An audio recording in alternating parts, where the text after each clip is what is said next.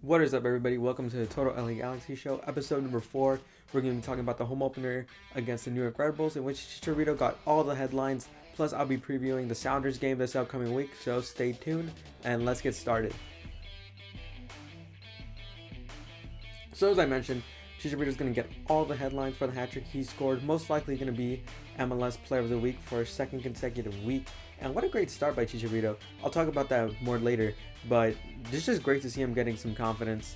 And to all you fans that are at Dignity Health Sports Park, I'm glad you guys got to enjoy it. I hope you guys are safe over there. And I hope everybody who goes to all these games just enjoys it and just has a great time overall. Now let's talk about Chicharito for a second, because him scoring his hat trick is definitely the story of the week across the Latin American world. Chicharito appearing in the front cover of tons of newspapers, majority of them in Mexico, highlighting his hat trick against the Red Bulls, and he had a really good performance.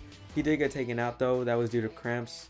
Greg Vanney saying that him and Jonathan Dos Santos both have had those cramping problems. So that's something we might see in the future, where Chicharito and Jonathan Dos Santos probably will not play full games for, I would say, the next 2 to 3 games.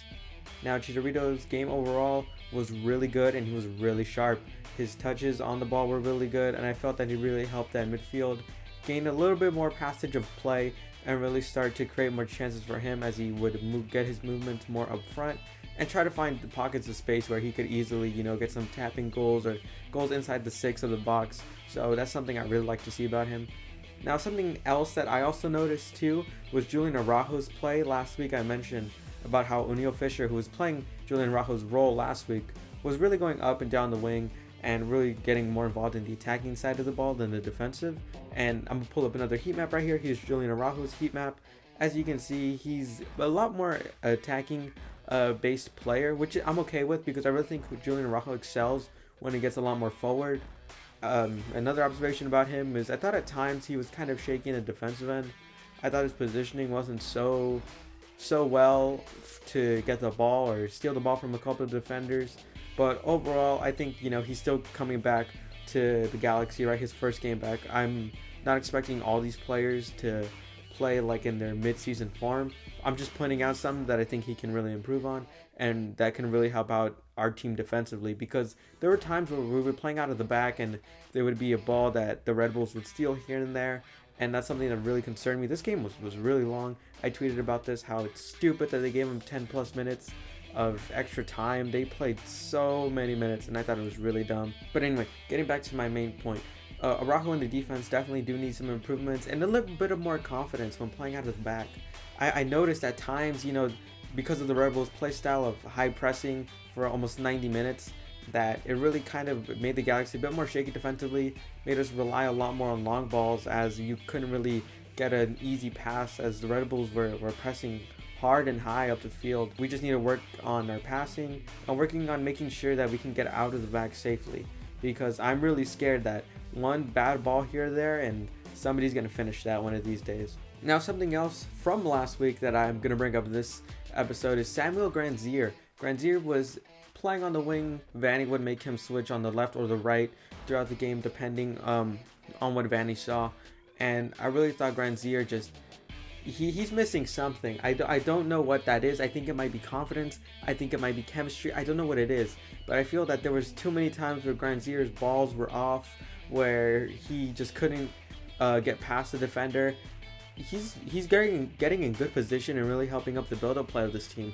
But I feel he can be a lot more dangerous if we can just get some little passes and play here to get him in good positions. Overall, Grandsir has been pretty good for the team, staying out wide, crossing the balls in. But I would really like to work on him, driving in and making a cut here or there to really get into more attacking positions. Grandsir, I just need to see that him and the team are clicking, because I feel like he's more of the odd one out on this team. I think that he has great potential to do a lot of attacking damage on this team.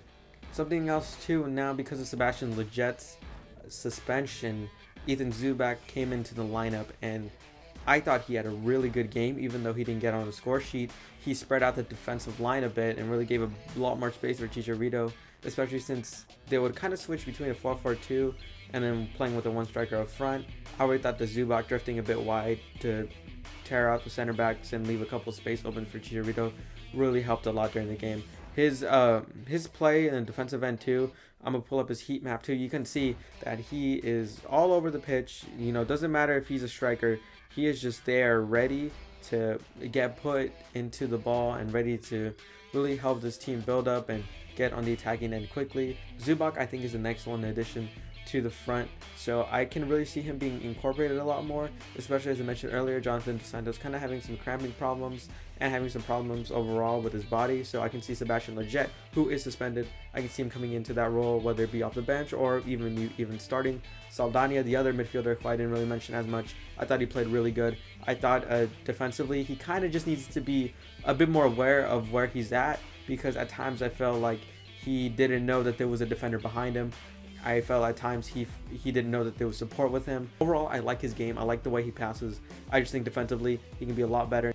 Someone who also really had a good game that I haven't really seen got as much attention, Jorge Villafaña. And I thought Villafaña's play on that left back spot was really good. He's really good defensively. Villafaña, I think, is a great addition to this team. And as I'm gonna put up here a tweet where he was talking about if what he thought about the team so far, knowing that he's been a part of championship teams. He knows that this team is special right here. So that's good to hear from one of our veteran players on the team. Overall, this game was great to watch. Like I mentioned earlier, I thought it was really stupid that they made him play 10 more minutes of extra time. I thought maybe 5 or 6 would have been at most, but 10 minutes was just way too much. I think that's probably why a lot of players started to cramp up, and you can kind of tell the Red Bulls were tired as they were trying to get on the attack more. They couldn't really have as much pace on them, even though they brought a bunch of substitutions on.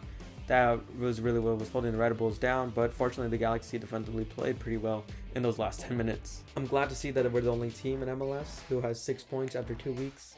We're definitely going to have the player of the week for second consecutive week, and it's just great to see the Galaxy get off to a good start like this.